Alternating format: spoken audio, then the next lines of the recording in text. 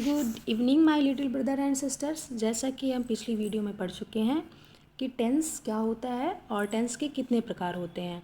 तो वहाँ पे हमने सीखा था कि टेंस जो है वो मुख्यतः 3 प्रकार के होते हैं, पास्ट टेंस, प्रेजेंट टेंस और फ्यूचर टेंस। तो वहाँ पे हमने उसके प्रकार पढ़े थे और फिर उनके अंदर वो कितने टाइप के होते हैं वह पढ़ा था। पर आज हम पढ़ेंगे पास्ट टेंस के बारे में मुख्यतः। तो पास्ट टेंस के मुख्यतः 4 प्रकार होते हैं, मैंने आपको पिछली कक्षा में भी बताया था। तो पहला होता है past indefinite, past continuous, past perfect और पास्ट परफेक्ट कॉन्टिन्यूअस। अब इन चारों के बारे में हमको पढ़ना है और हमका इनका जो हम अगर हमको इनके स्ट्रक्चर बनाना है तो वो हम कैसे बनाएंगे, हम उस चीज़ के बारे में जानेंगे। तो आपको पता है कि कोई भी टेंस के अंदर जो हम वाक्य रचना करते हैं उसको हम क्या बोलते हैं, सेंटेंस कहते हैं। टेंस ही तो एक तरह से सेंटेंस का ही पार्ट है, सेंटेंस ही है वो। तो हम अगर इन सब टेंस के बारे में हमको पढ़ना है तो उसके बारे में हमें सेंटेंस के बारे में जानकारी होना बहुत ज़रूरी है। तो हम अब पढ़ेंगे सेंटेंस के बारे में। उसके बाद फिर हम past indefinite tense, past continuous tense, past perfect tense और पास्ट परफेक्ट कॉन्टिन्यूअस टेंस के बारे में अच्छे से जानेंगे। तो आते हैं, हम पहले सीखते हैं सेंटेंस के बारे में। तो हम देखते हैं कि सेंटेंस क्या है और सेंटेंस के कितने प्रकार होते हैं, सेंटेंस के कितने पार्ट होते हैं, और फिर उसके आधार पर ही हम आगे टेंस के बारे में डिटेल से पढ़ेंगे। तो हमको पता है कि हमारा कोई भी सेंटेंस, जैसे Ram is going to home, Sita is playing, Gita is playing और सीता इज़ ईटिंग, ये सारा हमारा क्या है, सेंटेंस है। कोई भी चीज़ जो आप एक सिंपल वे में आप कहते हो वो हमारा सेंटेंस होता है। तो सेंटेंस के मेनली 2 पार्ट होते हैं, सब्जेक्ट और प्रेडिकेट।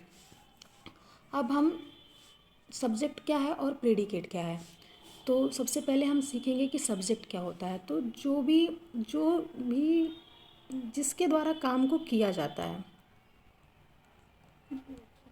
जो करता होता है, काम को करने वाला होता है, सब्जेक्ट का अर्थ ही करता है। हिंदी में आपको मैं समझाऊं तो सब्जेक्ट का अर्थ ही करता होता है। कर्ता मतलब जो करने वाला, जो किसी काम को कर रहा है, जिसके द्वारा कार्य को किया जा रहा है उस सेंटेंस में, वो हमारा क्या होता है, सब्जेक्ट होता है। लाइक हम एग्जाम्पल में देखेंगे कि Ram is going to home. तो इसमें हमारा जो राम वर्ड है, इसी के द्वारा काम को किया जा रहा है। Ram is going to home, Ram घर जा रहा है। तो राम ही हमारा क्या है, किसके द्वारा काम किया जा रहा है, राम के द्वारा। तो हमारा राम क्या हो गया, सब्जेक्ट हो गया। और जो भी सब्जेक्ट को छोड़ के, सब्जेक्ट हमारा जो है, सब्जेक्ट अगर छोड़ दिया जाए किसी सेंटेंस में, तो जो वाक्य का शेष भाग होता है, सेंटेंस का बचा हुआ पार्ट, रिमेनिंग पार्ट क्या होता है, वो हमारा होता है प्रेडिकेट। तो हमको सीखा, मैं हमने इसमें पे क्या सीखा कि सेंटेंस क्या होता है। सेंटेंस 2 प्रकार के होते, सेंटेंस के 2 पार्ट होते हैं, सब्जेक्ट और प्रेडिकेट। सब्जेक्ट क्या होता है, जिसके द्वारा काम को सेंटेंस में किया जा रहा हो, वो हमारा सब्जेक्ट होता है। और सब्जेक्ट को छोड़ के जो पूरे सेंटेंस का बचा हुआ भाग होता है, वो हमारा क्या होता है, प्रेडिकेट होता है। अब प्रेडिकेट के अंदर भी पार्ट्स होते हैं, तो हम आगे पढ़ते हैं कि प्रेडिकेट के अंदर कौन कौन से पार्ट होते हैं। तो हम आते हैं प्रेडिकेट के बारे में। सब्जेक्ट तो आपको सिंपल पता चल गया कि जिसके द्वारा काम को किया जा रहा है, लेकिन अब प्रेडिकेट में क्या क्या पार्ट होता है हम उसको सीखेंगे। तो हमारा प्रेडिकेट है। प्रेडिकेट आपको पता है कि अगर कोई भी सेंटेंस लिखा है उसमें सब्जेक्ट को छोड़ दिया जाए तो प्रेडिकेट होता है। तो प्रेडिकेट में हमारा 3 भाग, हमने ये सब्जेक्ट, हमारा ये एग्जाम्पल था, हमने ये सब्जेक्ट निकाल दिया, सब्जेक्ट को निकाल दिया। Rohan is going to home, Rohan को हमने निकाल दिया, बचा कौन सा भाग, इज़ गोइंग टू होम।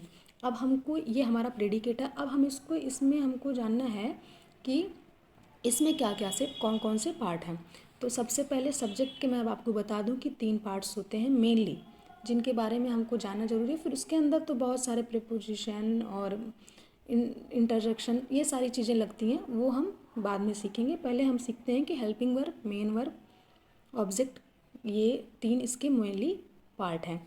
तो सबसे पहले होता है हेल्पिंग वर्ब, जो किसी स्ट्रक्चर में लगातार एक पर्टिकुलर वे में व्यवस्थित रहता है। हम उस व्यवस्था के आधार पर पढ़ रहे हैं कि सब्जेक्ट के बाद आता है हेल्पिंग वर्ब, हेल्पिंग वर्ब के बाद आता है मेन वर्ब, मेन वर्ब के बाद आता है ऑब्जेक्ट।